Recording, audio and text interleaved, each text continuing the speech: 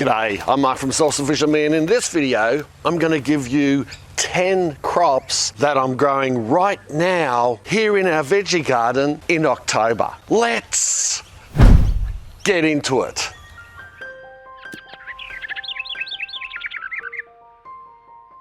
Now just quickly before we do get into it, sorry about the hiatus over the last 2 or 3 weeks. I've been crook with the flu, not COVID. I don't know how, because I've had so many needles over the past 12 months, I feel like I'm getting pickled from the inside out.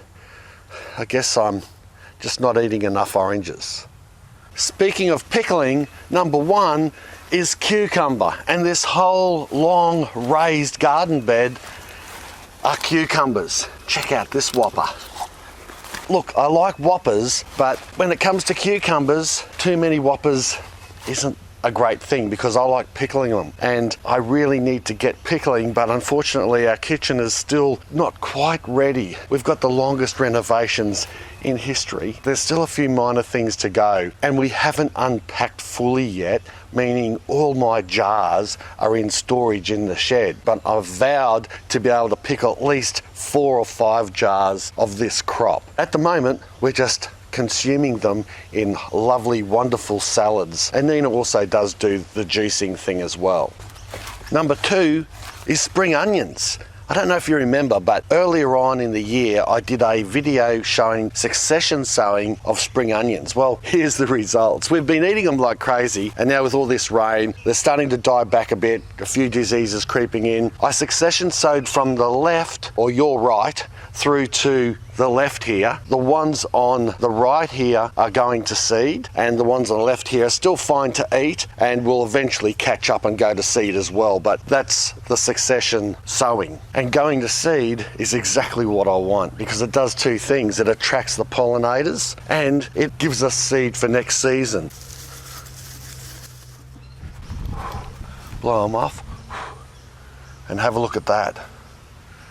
There's probably about 20 spring onion seeds just sitting in the palm of my hand. I can just throw back in the garden bed, come up by themselves, self-seed when the timing's right for them, or I can store them and plant them elsewhere in the garden. Such a versatile crop. And speaking of seed saving, number 3 is mixed salad. I just made that up because there was a whole lot of mixed salads growing in here. Everything from cos to loose leaf to bok choy to coriander. Look at the seeds on this sucker. You can eat them green, you know. Oh, they're beautiful. They're so different to the spice coriander when the seeds get hard and you grind them up. But these aren't really thriving, are they? A lot of them, in fact, are dead. Like this here was a Mabuna. And again, I'm keeping them for the seeds.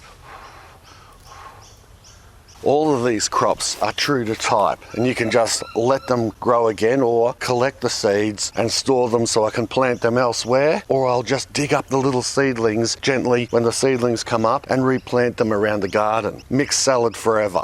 Speaking of salads, have you ever heard of tree lettuce? Well, that's number 4.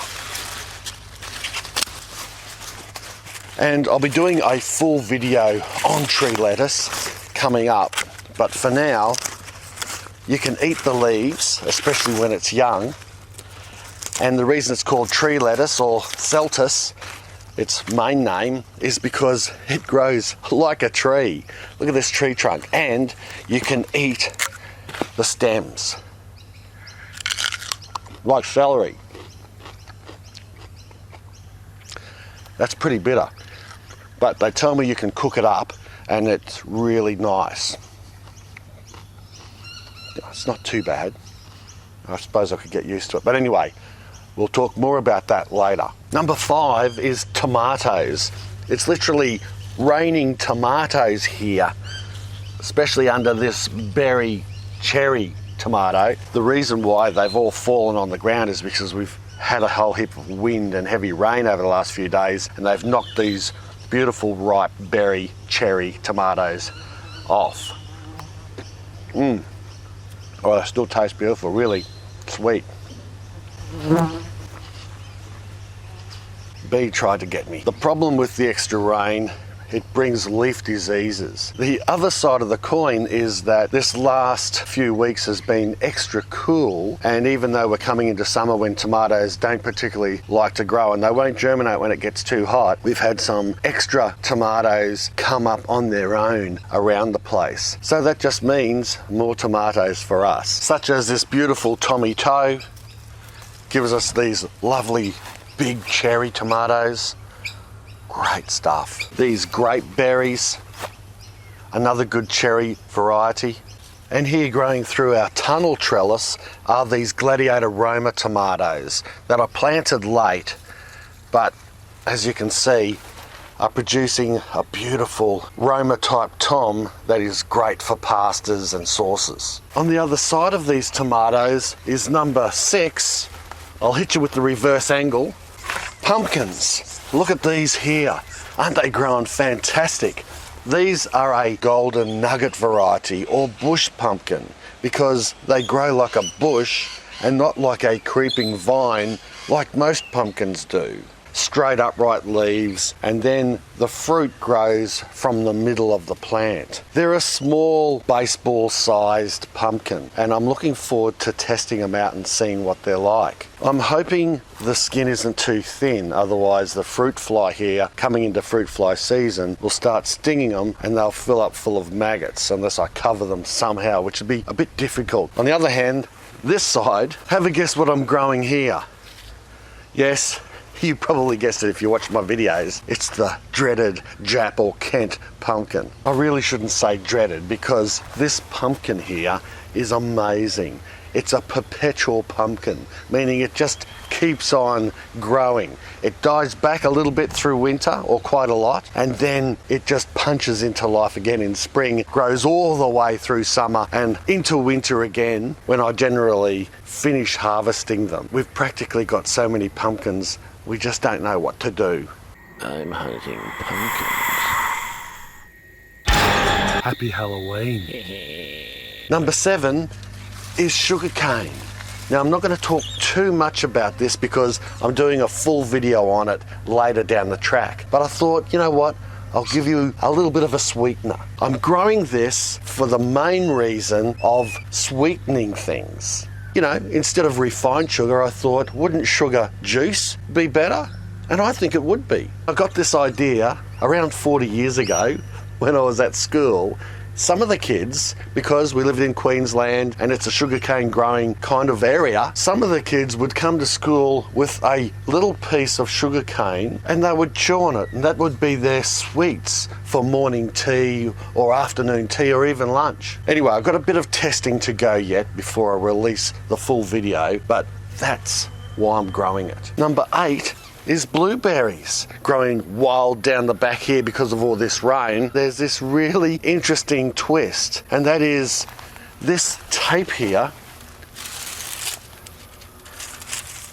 Old bird tape. It's a glittery thing. It had worn off. I'd wrapped it around. I thought it was going to be a gimmick. I really didn't expect this thing to make any difference at all. When I wrapped it around, it stopped the birds from attacking the crops. It did deteriorate in about 12 months. But the strangest thing, the birds haven't come back. All the more for us, of course, but all I can think of is that the birds have formed a habit of not going there because they think it's dangerous. They haven't come back. I'm not saying they won't come back, but I am now thinking that this scare tape in this case has worked. Pardon me if I have a break in filming.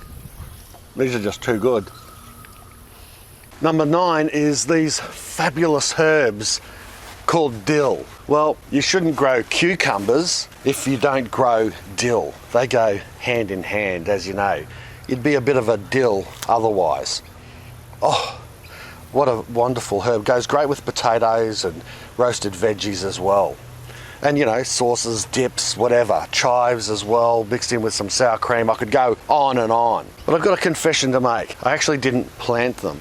They came up by themselves from last season, and I simply slotted in the cucumbers around them. So that's why they're way ahead. And I will just keep that going. Let them grow nice and beautiful, let them go to seed like they are, feeding again the insects, but then creating that spice, if you like, the dill seed that you can grind up as well and use later when dill isn't in season. Yeah, I think dill is probably one of my favourite herbs, and I diligently grow it every year. And number 10 is carrot in the front there. But this is a real secret experiment that I'm going to give you a little bit of an insight into. I did some filming with Hoselink. If you don't know, I work quite a bit with Hoselink. I love their products. This video isn't sponsored, by the way. If you can notice that the bed is divided in half, there's a wooden plank here. It's a bit of a competition between myself and someone else. I'll elaborate more on it later, but the actual main video is going to come out on Hoselink's channel. So have a look out for that in the coming months. I'm not sure when that'll happen. And carrots is one of the things that we're growing. They should grow well at this time of year, maturing into summer when we'll have to harvest them, otherwise it will start to get too hot. These are a larger type of carrot, should be a good strong root, so fingers crossed it works out. Well, those were 10 of the crops that I'm growing here in October. And to put it into perspective, October is our second month of spring in a subtropical climate, similar to Florida, and we're running into summer, although it's been a pretty cool lead up. Beautiful sun today though, which is nice. I hope you enjoyed this video. If you did, make sure you give it a big thumbs up and subscribe to my channel. But thumbs up, I want to talk about that a little bit.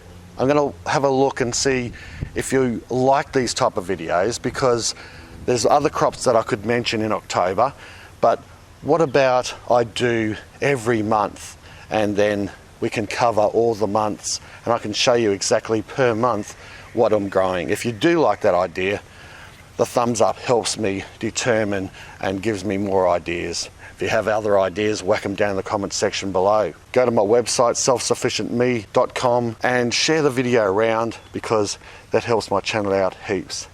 Thanks a lot for watching. Bye for now. Cheers.